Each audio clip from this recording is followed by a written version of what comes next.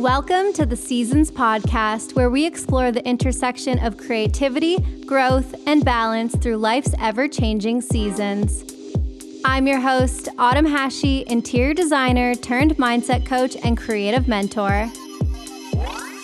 Here, we speak with inspiring leaders, spirited entrepreneurs, and everyday visionaries about wellness, mindset, creativity, and intentional living, offering insights and tools to help you step boldly into your next season of self.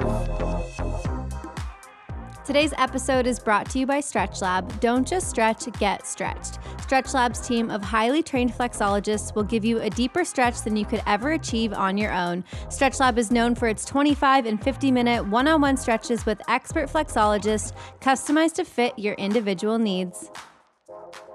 Welcome to the first episode of the Seasons Podcast. Today, we are thrilled to have David Moskowitz as our very first guest. In today's episode, we dig into his transformative journey from law enforcement to establishing the first Stretchlab in Canada and launching his newest venture, Mobility House. David opens up about embracing risks, the power of mindset, and the importance of authenticity. Welcome to the show, David. Oh, we're rolling. This is the inaugural. This is it. Oh my gosh, this is the first episode. Amazing. You're my first guest. I love being first. That's what you said in the email. Yes. Tell me more about that. Being first, I've always been throughout my career, I've always been, not to say, like to brag, to say I was always ahead of the game and being able to see the foresight, but I have the ability to see things before they happen because, and I just learned this the other day, have you ever heard of human design? Yes.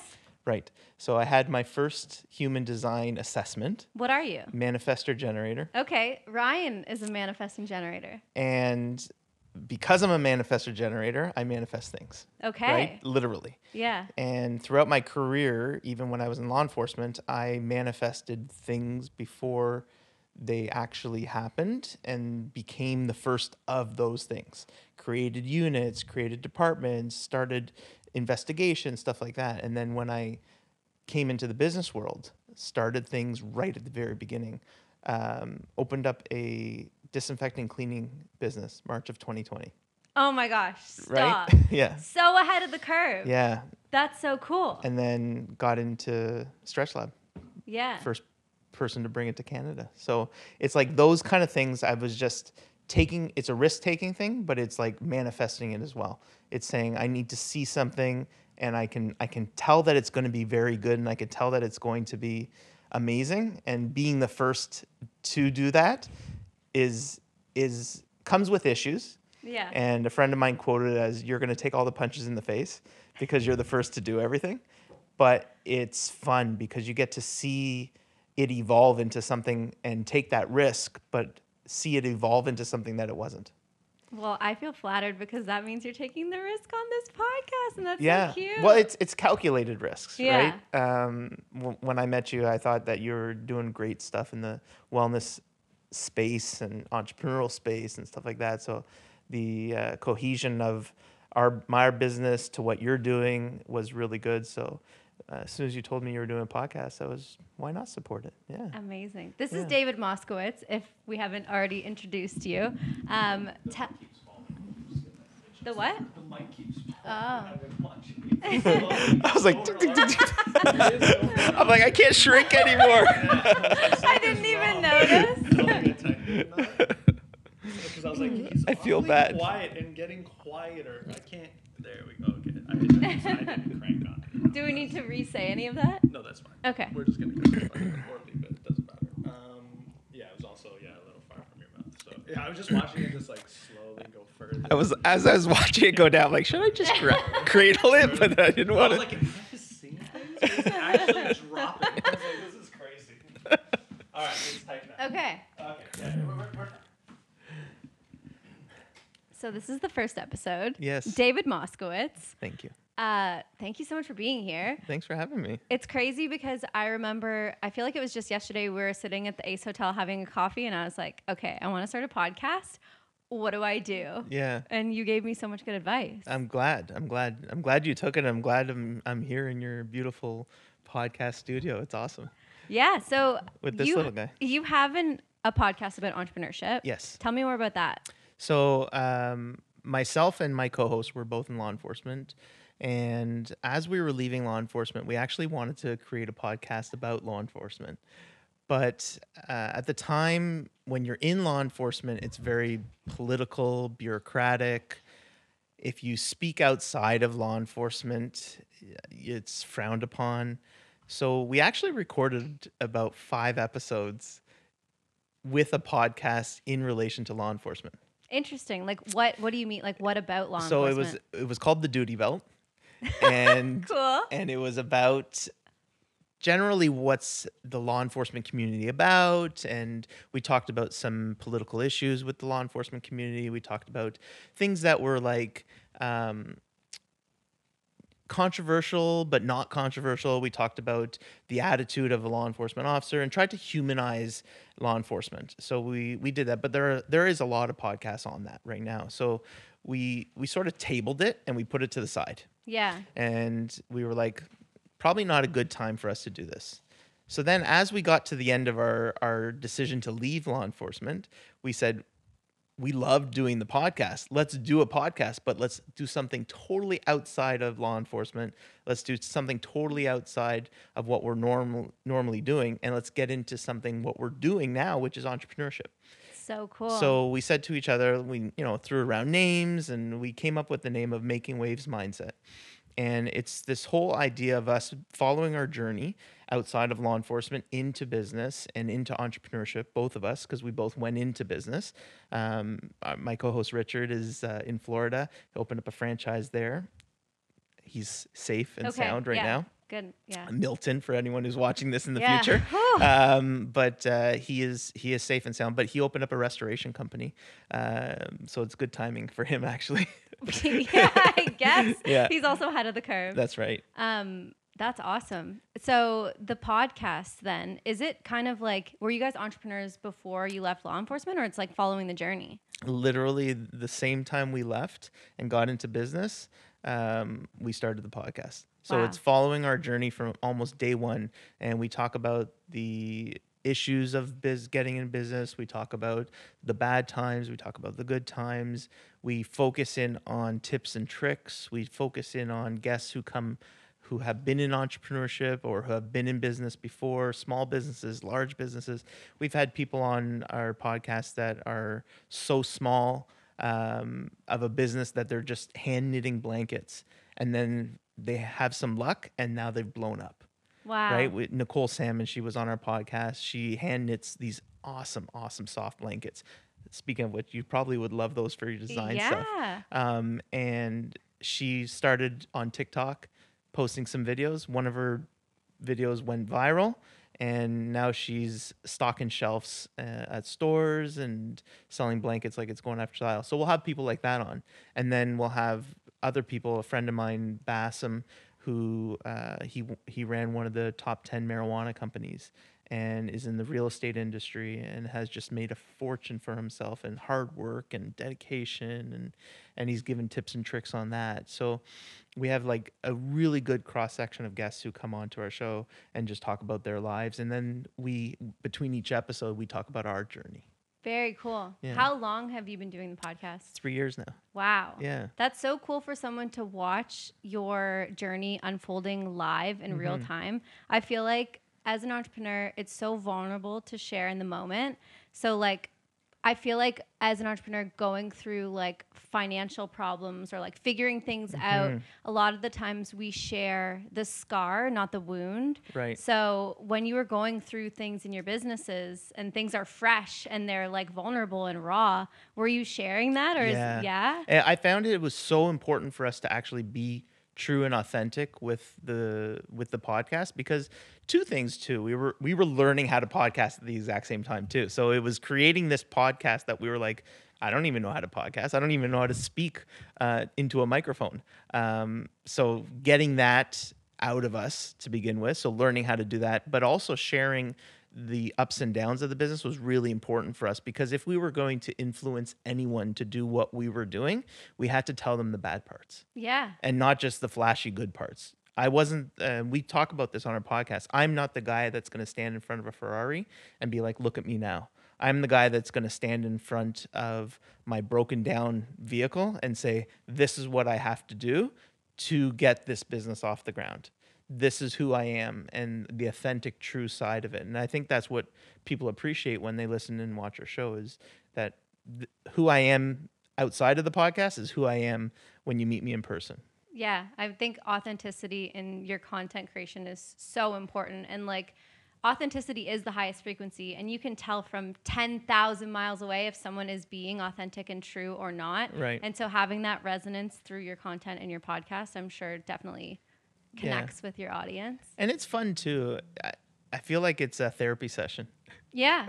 You get to get off your chest of things that are bothering you about business, things that are, and you get to explain to people, here's the issues you're going to find.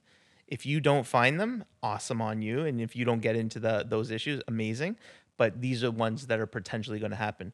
Because you can go out there and listen to probably about a good 100 different podcasts about business, and they're going to tell you, oh, here's the good things. Here's all the good things. Here's all the good things. Here's what you have to do to get into business. But no one's going to tell you, okay, here's the line where you're going to get punched in the face a couple times. Yeah. Right? I feel like it's hard when you have like open client problems. It's hard to like speak about them because you're still trying to resolve things at the same time. Yeah. What kind of businesses were you building during this podcast? Like what are people seeing come to life? Yeah. So Stretchlab was at the time it was a non-existent idea. So I was just diving into the idea of bringing it to Canada. So they've seen the fruition of it into 2 studios, being the first in Canada and the second in Canada. So they've seen that.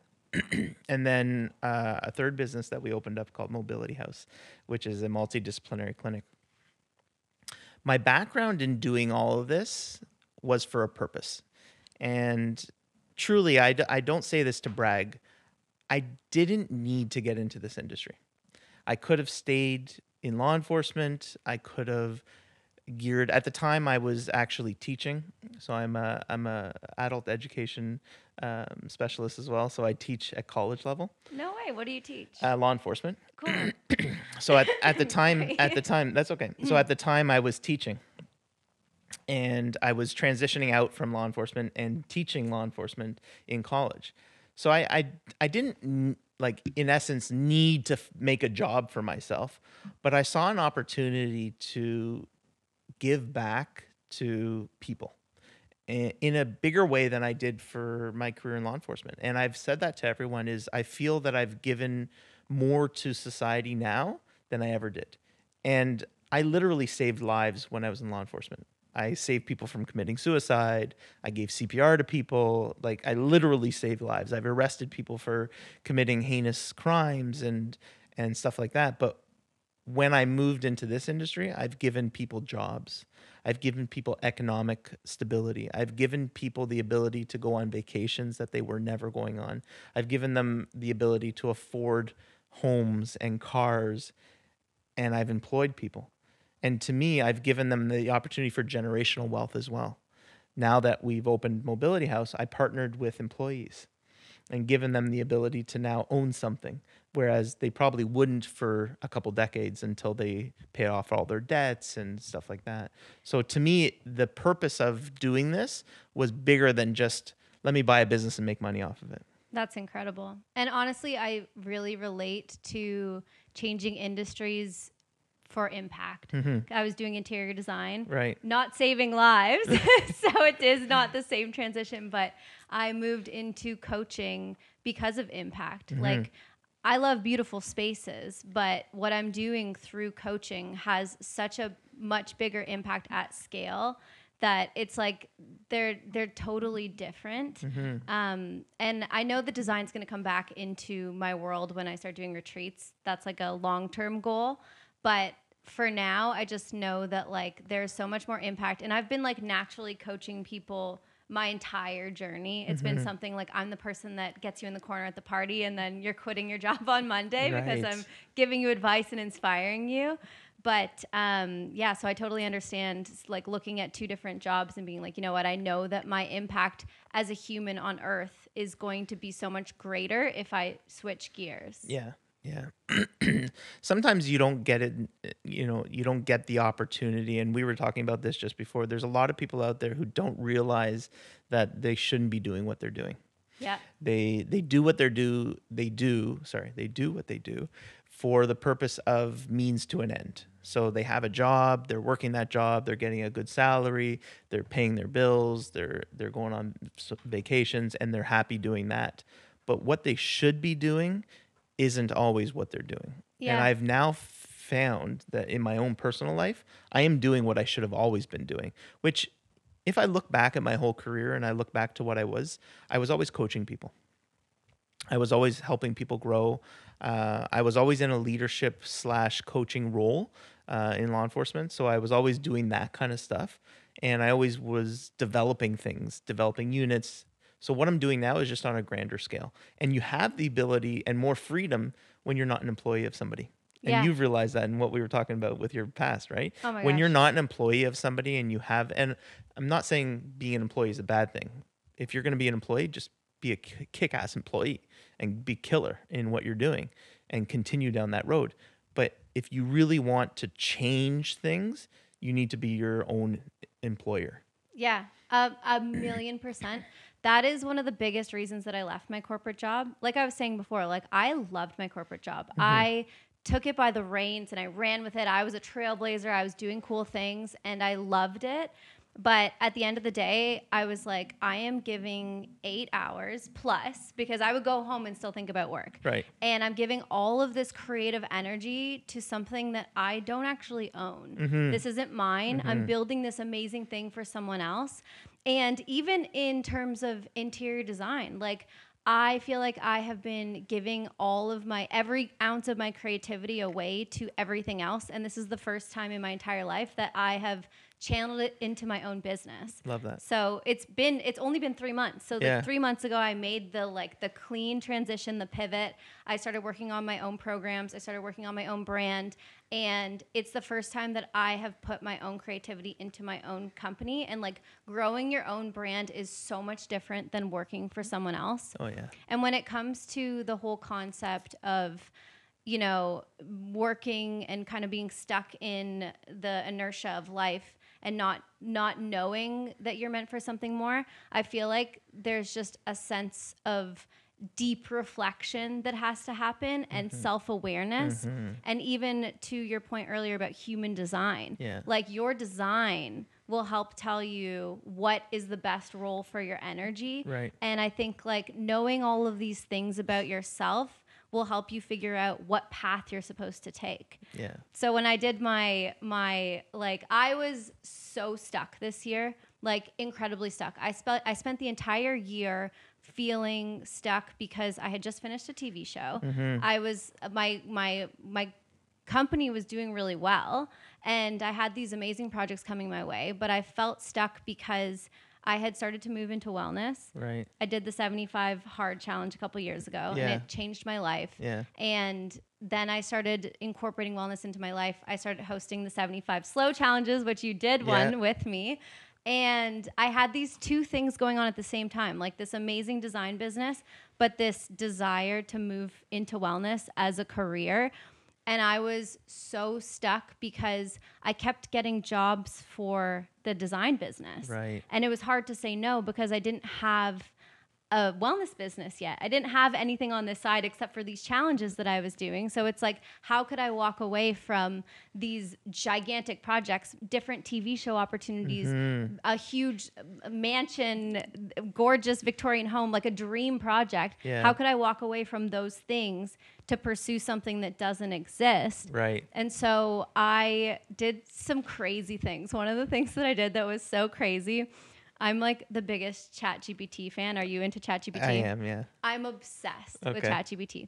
And Ryan was away for a weekend and I voice note dictated 5 years worth of journals into ChatGPT. and I had ChatGPT analyze them, and I was like, No what am I way. supposed to be doing? Wow. And it literally spit out, it was like, you're supposed to be coaching. You need to do programs that are around wellness and design. And I was like, I'm like, I knew this. And I was like, I was reading old journals from a couple years ago. Yeah. I did a lot of journaling in 2020. Sorry, my dog is... He's loving it. He's like, there's somebody new here. So my whole like transition started in 2020. I left a 15-year relationship, and that's when I did the 75 hard challenge. That's when my life started to change, and I was doing a lot of journaling. And I was reading a journal post, and it was talking about my authentic code and like what I wanted to do with my life. And it was like self-help, coaching people, helping people discover their passion and purpose. And I was doing design, and design wasn't even on the list. Wow. And so as I was reflecting on that, I was like, I've known the whole time, but it was like so far from what I was doing that it didn't feel like it was possible for me yet. And it takes like making the decision. I said the other day, like, fuck a backup plan. Yeah. Like, you need to commit to, if you have a dream and you want to do something, you can't have 1 foot in, 1 foot out. Yeah. You need somebody to actually either make the decision for you so you don't have either being fired, right? Being broke, hitting rock bottom. So if you don't have any of those steps, and I was actually speaking to somebody who's becoming a psychotherapist about this yesterday, is if you don't have those in your life where you hit rock bottom, you get fired, you're all drugged out, and you don't have those pinnacle moments, you need something else to push you over that. Chat GPT was your push. Yeah. Right? That was your punch in the face realities to say, hey, listen, we're going to tell you to do this. Yeah. We've been telling you for a long time. You just couldn't hear us. Now you can hear us now. And the thing too is that like, I've learned so much this year about self-trust. You already fucking know. Yes. You know in your gut. Yes. And it is so easy to make up 100 different excuses as to why you're wrong, but your intuition is right. Sure. And if you're sitting there, and this even goes for like relationships. If you're sitting there and you're wondering every day if you should be with this person, that's your answer. The answer is there. Like there's no confusion about things. When you are aligned, you're not confused. Yeah. And I think that like that is such a beautiful thing to discover. Like when you figure out what you're supposed to be doing, it quiets your mind. Because I like, as someone also with ADHD, like my mind is going a million miles a minute. I have too many ideas to even deal with. Sure. And it can be really disorienting. And I spent so much of this year feeling stuck until I listened to my intuition, until I actually trusted my gut and was like, okay, I'm going to actually do what I want to do. And a funny thing that happened this year too was I was launching, I really wanted to move from one-on-one to group programs or to one-to-many. Because one-on-one, I mean, you do a lot of bricks and mortar, so it's a little bit different. But one-on-one is very time-consuming, and it's not that profitable because it's not very scalable. So I really wanted to move into scalable offers to free up more of my time. Because, like I said, I put 1,000,000,000% into every project that I do. And so it's like this overwhelming, all-consuming thing, and I wanted a better business model. And I kept putting the thing before the thing. So I was like, I'm going to launch a group design offer to give me the funding to move into coaching. And so I was like putting the thing before the thing instead of just moving right into coaching because I didn't feel like I had the trust in myself to just take that leap. We do that as humans. People do that all the time. And I actually have had this conversation many times with people because I also mentor some people too.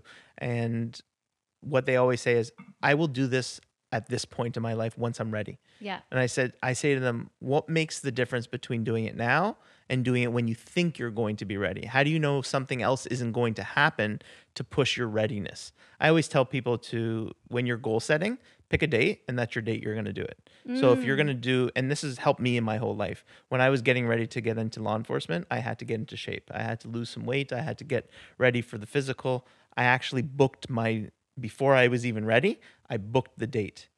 Having that specific date to work towards and knowing that do or die, you have to do it, that gets you done to that date.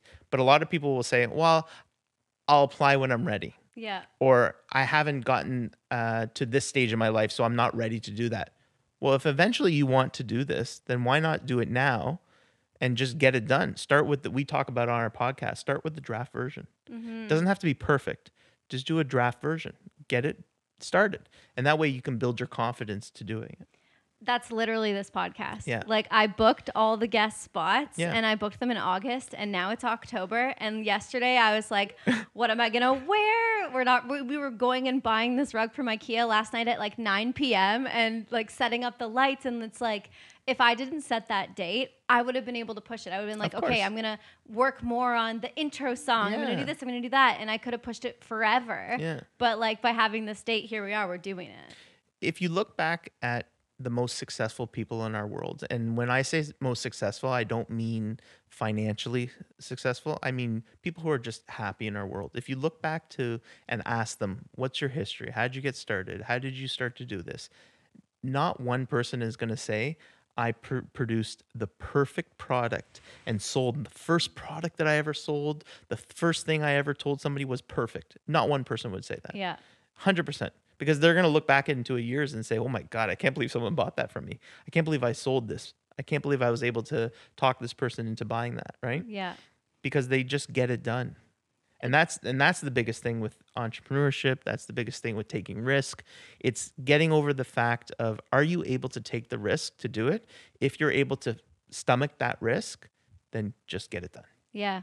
And it's like the confidence to suck. Yeah. And like the only way that you can get better at anything is by sucking first. And it's so uncomfortable to suck at something, especially when you like who doesn't like to be good at something? Of course, yeah. And it's so vulnerable to put yourself out there and not be good. But what I was going to say to your point before, it's a matter of being true to yourself. yeah. And a lot of people are not true to themselves. A lot of people can't go home at the end of the day, look themselves in the mirror and say, these are the things you really did good today. And these are the things you really need to work on.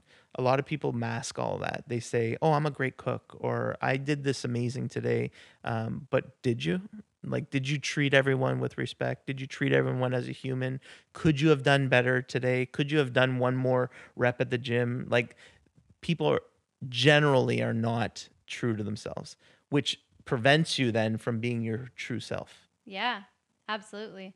I feel like that is something cool in the 75 slow challenges is that like we have this small set of tasks every day and it really just brings you into the present. Yeah. Because you're self-reflecting every day, you're drinking the water, you're doing the things, and it's like unlike 75 hard, where if you fuck up, you have to start over. 75 slow is about like, just keep going. And I think like waking up every day and giving it that effort, like the first time I did the 75 hard challenge, that was the first time that I ever committed to actually like growing every day for 75 days. Yeah. Like I woke up and I put those Post-it notes up and I was like, I am doing this to the best of my ability. Yeah. And I think living like that and like doing these challenges just brings so much more intentionality into your everyday life that you don't really realize. Oh, it changes your mindset completely. Yeah. I did the 75 hard. Did you do it too? Yeah, I did it. So I did the full program. So it took a year to do the full program. So there's phase 1, phase 2, phase 3 outside of the 75 days as well. Cool. And so I did the full year. It changed my mindset. And I had to do that, not because I was forced to do it, but I had to do it because I was changing careers into a different person. And I needed to change my mindset. I needed to deprogram myself from the years that I was before and who I was into something else. And it really worked. So this was the transition after law enforcement? It was. I love that we both had major transitions with this challenge. Yeah. And if you would talk to, if you were to talk to people who know me intimately, they would say, oh, Dave's been the same, but I've changed completely. I've changed, even I don't have a beard anymore. I went on this fitness journey into the wellness space, and end of February, March this year, I changed my diet. I got really serious about my fitness and my weight loss goals. I've lost 65 pounds since then. Wow. So I've changed my outlook on everything, and this is what I should be doing. And that's the one thing that people getting into entrepreneurship, people getting into working for themselves, or people just looking to change, you really need to change your mindset first. Yeah, literally. Like that is the cornerstone of everything. And the first time I was introduced to mindset work, it just changed my entire outlook. Yeah. Like, because we have so many old programs that are so unsupportive. Mm-hmm. And if you're not aware of them, you're just living on an autopilot. Yes. Yeah, definitely. So Stretchlab. I want to talk about Stretchlab. Yes, let's chat. First of all, I love Stretchlab. Good. Love Stretchlab. Good. So I first heard about Stretchlab through an Instagram ad. So Okay. whoever was doing your ads was killing it. We found you. You found me. You found your target demo. And I wanted to do it superficially. I was like, I just want to be really flexible. Yeah. And I had not really stretched since like high school. Like I did some cheerleading after high school, and I did stretch then, but it's been a long time, like 10 years. And I did not realize how tight my body was. Yeah. And I feel like it changed the game for me. It's literally my favorite wellness practice. Like Friday night, me and Sammy's my flexologist. He is the man. Shout out Sammy. Yeah. It's the best part of my week. I was thinking about it the other day, and I was thinking about what are the activities in my life where I am truly present and truly disconnected from my phone and just like in the moment. And Stretchlab is one of those experiences. Yeah. You almost have to be disconnected from your phone, right? You do. Yeah. You do. So the first time I came across Stretchlab, I was in California, and I was looking to open up. I was running the other business. It was called Spear Clean, and the disinfecting company. And I was looking to open up another business. So I was lying in bed one night, and I was like, what should I do? What kind of business? And there's these websites you can go to buy businesses. Oh, that's cool. So I was searching that, and I came across Stretchlab for sale. And I was like, what the heck, Stretchlab? Never even heard about it. I'm not in that space. I'm not in the wellness space. I've never been, I always worked out, but was never in the wellness space. So I'm like, let me go check it out. So I said to my friend Luis, I said, let's go check out this place called Stretchlab. I think I want to buy one. And he's like, what are you talking about? I think I want to buy one. Hasn't even checked it out yet. I think I want to buy it. And he's because I looked online and researched Google. I Google everything. It's the manifesting generator in you. You knew. And he's like, okay, let's go check it out. So right away we get on the phone and we're like, can we book in a stretch? And the woman's like, I only have one spot available. I'm like, what kind of business is so busy that they only have one spot available? So I'm like, you go, I'll come and I'll watch. So we go in. I was like, oh, look at this place. It's gorgeous. It's nice. It's clean. The design is nice. The people were nice. He came out from his stretch. He was like jello. He was like, oh my God, that's the best thing I had in life. I feel bad for the front desk person there because I was just like picking her brain the whole time. I was like, what's this? What's that? What's this? Like 1,000 questions. And then I contacted the owner of the place, and it was a private sale outside of the corporation. For whatever reason, I decided not to purchase it. But then I said to my wife, and I said, what do you think if we bring this to Canada? And she's like, I don't know. She goes, I don't know if it's going to work. And I'm like, I think this is going to work. We need this in Toronto. And she's like, oh, I don't know, humming and hawing. And I'm like, let me make some calls to the corporation. Let me see what they say, if they're willing to bring it to Canada. And if they are, I think we should do it. So she goes, okay, well, let's start the journey. And for anyone who's done franchises, if you haven't done franchises, they call it a discovery process. It's an onboarding process. You can't just go tomorrow and buy a franchise. You have to go through their processes, and their processes are anywhere from 3 months to 6 months. It's a discovery. So they teach you about the company. They test to see if you're valid they want you part of the franchise. They take you through their courses, stuff like that. So you're doing all this like for free, and they could also say no to you? Yeah. So it's like an application process. That's wild. Yeah. So you do all this discovery process. You learn about them. You attend calls. You speak to other owners. So I did that, but because I was nervous, because this is the first brick and mortar, and I was nervous about bringing this to Canada and it failing, I made it even longer. So I did it. So their onboarding process was like a 3-month process. I made it I extended it to like 6 months because I was like, I got to research the hell out of this. I got to make sure this is going to work, because if I'm going to put all this money into this, 100% I'm going to make it work, but I'm also bringing it to Canada too. Especially doing a bricks and mortar after COVID. Yeah. Like that's a big risk based on what happened in the world. Yeah. So I must have spoken to almost every single owner. At the time, there was 250 locations across the United States. I must have spoken to 120 of them. I was just picking all their brains. I wanted to know everything about it. And I was like, this is what we're doing. So then eventually the company was like, yeah, amazing. Let's bring it to Canada. Fantastic. By all means, let's get it going. It was a hurdle to jump over because there's things that the United States don't really consider us Canadian. They think we're just a side of United States. So they don't really understand our nuances here in Canada, but they were great. They were a great company to work with. And the one thing that attracted me to them, they were transparent. So everything about their company, the books were open. So you can see all the good things, you can see all the bad things, you can speak to any owner, they'll put you in touch with everyone. And I wanted to know, obviously, all the bad things. Tell me all the bad things. I don't care about the good things. I want to know the bad things. And even to this day, I think that's one thing for anyone who's watching this or listening to this. If you are getting into business and you ask people about your business, don't ask them about the good things. Always ask them about the bad things.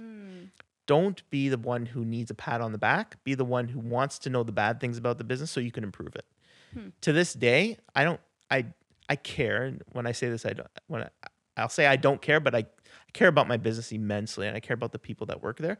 I don't care about learning about all the good things they do, because I know they do amazing things. We have wonderful people that we get to work with in our business, and we have such amazing staff that I know they do good things day in and day out. I want to know about the bad things they do.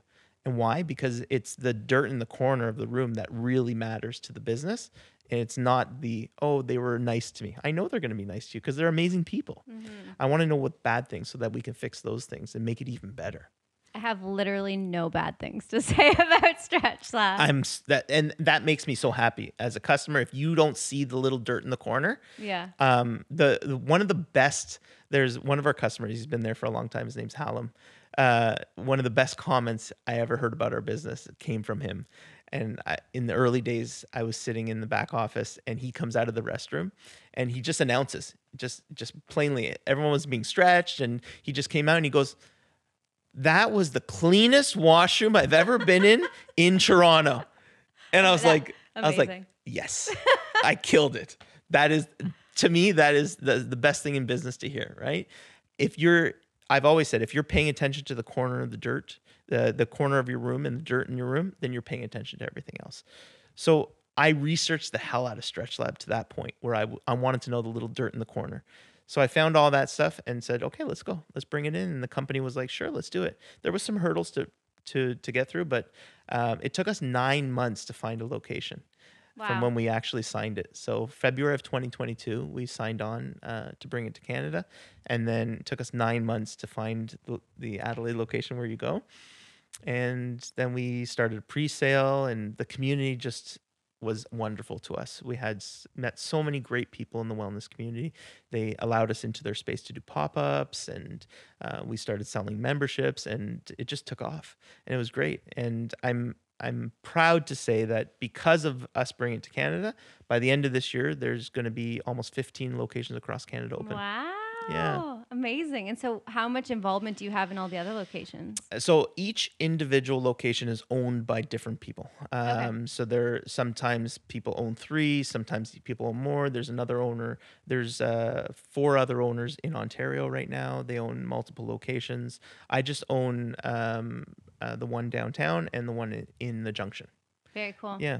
Amazing. That's incredible. What was your first stretch like?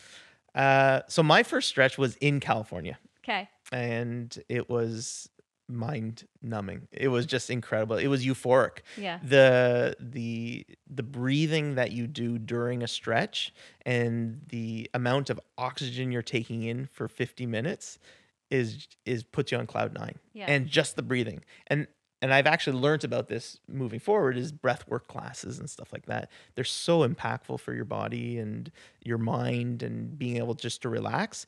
And I didn't realize that about Stretchlab, that it's not just the stretching.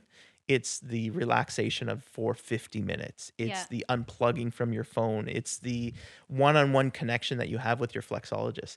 Shout out to Sammy. He's the longest flexologist in Canada. Sammy's amazing. He's been with us for 2 years as of today. That's awesome. Yeah. I feel like I started right at the beginning too, because Sammy yeah. was like the first person to ever stretch me. Yeah. Yeah. Yeah. So cool. I actually got tetany once while I was getting stretched because I was breathing so deeply. Tetany, Yeah. for anyone who doesn't know, is when your hands kind of like cramp up and tingle because you're breathing so deeply. Right. The breath work is like such an underrated part of it. Like you're breathing through every stretch and like doing breath holds and then pushing, and it's like, it's incredible. You just feel so relaxed in every way. It's like combining 2 wellness practices at once. It's the highlight of my week every week. Yeah. It's the success stories that I've heard from people. We used to have people fly in from Thunder Bay. Wow. That's how much that it does well for people. People not being able to walk up the stairs to now being able to jog. People not being able to lift their grandchildren to be more flexible, tie their own shoes, stuff like that, to like people now being able to do the splits, stuff like that. So it's been impactful for the community, and I love to see the growth of my staff. Yeah. It's been incredible. They get to move up to Mobility House after. Right. Yeah. So a lot of the staff that we hire, and Mobility House came to me also during the night. I do a lot of good thinking in the evenings. So I was one night just thinking, I have 2 problems to resolve. The first problem is I hire amazing people who are all in school for different modalities, chiro, physio, massage, and eventually I'm going to lose them. Yeah. So that was my first problem. And I was like, well, how do I not lose them? And my second problem is I have a crap load of leads. So in marketing, you get leads through your marketing, and leads are people, and people click on your ads and then they become a warm lead and you have to reach out to them. Here in Canada, we don't have, if anyone's in the States, we don't have, we do have healthcare that's benefits and that's paid for. So people are used to spending benefit money on wellness. They're not used to spending out of pocket money in wellness industry. So we were sort of the first business to come to Canada where people are actually spending money out of their pocket to afford a stretch. Whereas in the past, it's mostly been a benefit, right? So either your work benefits or your health benefits, they cover massage, physio, chiro. So because we had a whole bunch of leads and then people coming in and people not being economically being able to afford the membership at Stretchlab, we are a pricier product. But because we provide a great product, it's worth the money that we are charging. But there are people who can't economically afford it. So I said, well, those are the 2 issues I have. I have people coming to our business who can't afford it but have benefits. And then I have employees. So how do I change this? But I also had the other issue is I can't just send someone to any clinic. Yeah. I can't just say, you go to this place, they'll take good care of you, because I don't know. I don't know if they're going to take care of you the same way. And not to shit on other businesses, but I don't know if their chiro is good. And for me to go around and test every single chiro around Toronto is not realistic for me to do. So I would have to take them at their word for it. So I said to myself, well, why don't I just partner with one of my employees who's about to become a chiro and open up a clinic and then have people come over that are massage, physio, chiro, and work in the clinic. So I approached Justine, who's my business partner at Mobility House, and I said to her, do you want to, she was just graduating, just becoming a chiro, and I said to her, do you want to open up a clinic? I said, what are you going to do when you graduate? She's like, I don't know, I might go to Vancouver, I might go work for a company out there, I like Vancouver. And I was like, well, why don't you stay here and we'll open up a clinic? She's like, what are you talking about? I'm like, let's open up a clinic. Let's partner together. What an incredible opportunity. Yeah. And she's like, you're crazy. And I'm like, no, but I understand I'm crazy, but let's do this because it's a good opportunity for you. And I think you're a great woman in terms of your abilities to help people. You have a great heart. You're dedicated. Your work ethic's good. And I think this will be a great partnership. I said, I I know you have to come up with some funds to meet me halfway on this, but I think it's a great partnership. So she's like, all right, come talk to my parents. Amazing. And I'm like, okay, sure. Let's go sit down with your parents. And we had a great conversation. And yeah, we opened it up. So we started operation in. So this is a bit crazy. So we opened up the first Stretchlab. We opened the front doors in January of 2023. In January 2023. In December of 2022, I also bought the second location of Stretchlab. Wow. So we were working on that at the same time. In January of 2023, we opened the front doors. I know I backdated, but it just makes sense this way. Opened up the front doors of the one downtown, and then we started pre-sale for the second location in October of that year of 2023.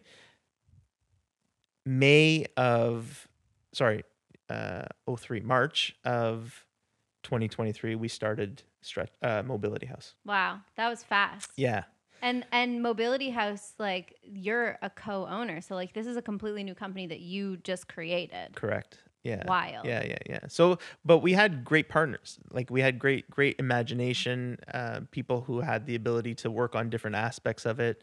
So we all just got together and we said, okay, you're going to take care of this part. You're going to take care of this part. You're going to take care of this part, and we're going to just pull it all together. And we did. We started operation out of a temporary space in June of 2023, and then we found our location, and we got the keys in November of 23 and opened the front doors in December of 23. Incredible. Yeah. It's awesome too because like you have the leads that couldn't necessarily afford Stretchlab, but also like people who are getting stretched need Chiro. Like it's like they're complementary in so many ways. Exactly. And that was one of the biggest things when Stretchlab came to Canada. People didn't really understand. The wellness industry is a great place, but it's also a place where people have a lot of egos too. Yep. and it's unfortunate that they do, but they felt threatened by us. So in the beginning, I had a lot of people coming to me saying, you're the new guy to the block. Just sit over there and calm down and trust us. And I was like, okay, no worries. I'll trust you. But also I'm going to be doing my own thing. But it's been a great experience, but there is a lot of space in the area for everything to work together. And part of the other reason why we wanted to open Mobility House is to champion people's health and get a trusted partner. So opening up Mobility House, we've taken back people's health care from them and we champion it. So we take care of it. So you come into a chiro appointment, you come into a physio massage, they're going to listen to you and make sure that all your issues are taken care of. So if, let's say you have a nutrition issue, we're going to refer you to a trusted nutritionist. If you have a psychotherapy issue, we're going to refer you to a psychotherapist. If you have stretching, we're going to refer you to Stretchlab. If you need a personal trainer, we're going to refer you to a personal trainer, and so on and so forth. And that was the idea for us to be in the middle of that wheel hub and really champion people's health, because no one does it. Yeah. There's no one championing your own health other than yourself. And if you don't do it or you don't have the time to do it, who's doing it? That's really cool to have a resource all in one place. Yeah. In terms of mobility, I was in an Uber once and the Uber driver was a quirky man and he's like, how old do you think I am? And I'm like, random question. But I was like, I don't know, like 50. Yeah. And he was like in his 70s and I was shocked. And I was like, wow, that's wild. And he's like, you know what? The one thing that will determine if someone is old or not is their mobility. Mm-hmm. He's like, when you see someone walking down the street and they've lost mobility, you view them as an old person. He's like, I am as mobile as I was in my 30s and I am not aging. Yeah, love that. It's true. Yeah, as soon as you stop moving, that you're done. And I feel that as I was getting older too, and that's what pushed me to change my diet and be a little more flexible and go to Stretchlab more. And I use it all the time as a customer, right? Yeah. I'm always in there once a week getting stretched, and I go to chiro now and I go to massage, and I've just encapsulated the whole thing. We have great partnerships with Othership and Pilates and yoga studios, and I use them all now. Whereas before I was doing CrossFit for years, and I was heavy CrossFit. But now I've opened my eyes to different types of workouts and different ways of moving your body. And it's so, so important.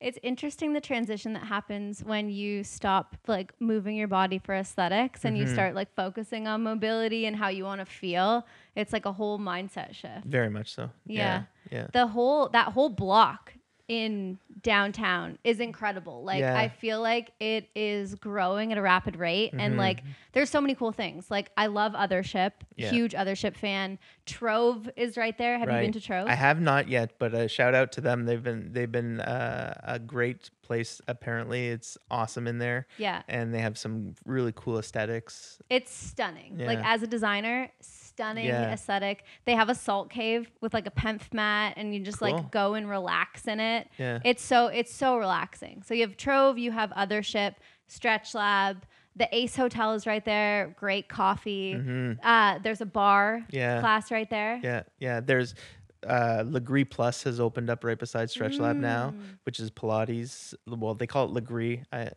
apologize to Pilates people. Dervalus watching. It's not classic Pilates. You don't call Legree Pilates and Pilates Legree. Yes. So it's two different. So yes, definitely shout out to Dervala. You have Dervala, Spark Pilates. Dervala is amazing. And that whole area has just become pseudo-named Wellness Way. Yeah. So I've been in the back end of this. I've been trying to push the municipal government to change the area name to Wellness Way. That is so cool. So I've been sponsoring that through the counselor. It just hasn't got so much traction lately. But during the summer, we did a wellness event where we brought together a whole bunch of wellness industry people into the park at Simcoe and Wellington. Very cool. And we titled it Wellness Together and King West. And we had just people come on out. We had classes in the park. Jaybird was there. We had HIIT classes. We had boxing. Rumble was there. So we had a whole bunch of different classes throughout the day in the park, some yoga, Pilates, and it was a great event. We had about 1,500 people attend. Wow. And all the vendors were there from different fitness agencies, and it was a great event. So we're going to continue doing that this year again. And I think it's just that kind of community and bringing the wellness community, because a lot of people don't think of King West as a wellness area, right? No. Everyone thinks King West as bars and restaurants. High heels and... Yeah, but there's such a thriving wellness in that area. And not just wellness, but when you think of wellness is music, art, podcast is wellness, right? Meditation, all that. And there's so much down there. There's podcast studios. There's art galleries. There's so much. There's, Graffiti Alley, which is just it's on Queen, but it's in that King West area. And there's so much to see and experience down there, but I think people don't realize that. They just come down there to the one spot. They maybe go to one Ruby Soho, they party it up, and then they go home. Yeah. They don't realize the wellness areas that we have down there. Yeah, I think that it's kind of like popped off in the last couple of years. Yeah. It's been an interesting transition because I used to be the one, out partying, and then now I'm the one that's like walking home like a drowned rat after an Othership session while people are like stumbling in the streets. Yeah, it's interesting. It's really interesting to go in on like a Saturday morning to see what kind of mix of people. Yeah. You have your like running groups coming through, and then you have your like stumbling people in heels. I've been both of them. Maybe not the running side, actually. Maybe walking in the morning. Yeah. Nice. Yeah, it's a great. I love the area. And traditionally, that area has been. It's actually named Garrison Creek is one area, and then the other area that is right where we are on Wellington beside Wellington is called Wellington Place, and the names have historic value. The area that we're in used to be the barracks of the army from Fort York. Huh. And then after that, and that was like in the 1800s, and then in the 1900s, it actually became the garment district. So all the major garment companies throughout the world, Toronto had headquarters. The building where Mobility House was built in the 1900s, and it was Butternick Publishing. Butternick Publishing was a worldwide magazine for women's fashion. No way. Yeah, and that was their Toronto headquarters. That location is stunning. Yes. It's gorgeous. Yeah, when I saw it for available for us to lease it, I jumped on it because I'm like, this is gorgeous, gorgeous, gorgeous building. So I guess you didn't have to wait. Like the process for Mobility House happened like fairly quickly. What was that like? Yeah. So from inception of the idea in March of 23 to creating the company in May of 23 and then starting operation in June, found the actual location in June. That's a 4-month timeline. Yeah. And then construction and moving in December. That's insane. Yeah. It moved very fast. And I attribute all that to the lessons I learned from opening up the first Stretchlab. I learned so much about business in a short period of time, and I just dove into it and really learned from people who are ahead of me. And I have a lot of great mentors in that area. So I was able to tap into their mind and really gain the knowledge from them. So which gave me the ability to excel a brick and mortar faster. Yeah, very cool. Along your journey, what would you say are some of the mentors or resources, books, anything that have helped you along the way? I would say a staple for everyone to read about being a leader, and that's what you are when you end up having employees. Extreme Ownership by Jocko Willink. It's some people might not like the book because it's very army heavy, but the principles of the book about taking ownership and understanding as a leader what you have to acknowledge that's happening with your business, great lessons. I think I've read good 100 self published books from entrepreneurs, so I've read a ton of them. That was a great book. That's a laundry list of them. I can't even think of them. I would have to pull up my phone and look at all the ones, but I would say that is a great book to start with. But then just mind shifting books like the 75 Hard was written by Andy Frisella. I didn't know it was a book. Yeah, so he started it on his podcast. He had a podcast first, and then he talked about that, and then he actually wrote a book, and then so he wrote a book on mind's thoughtfulness and understanding your mindset, and so that's a great book to read if you're looking to change your mindset.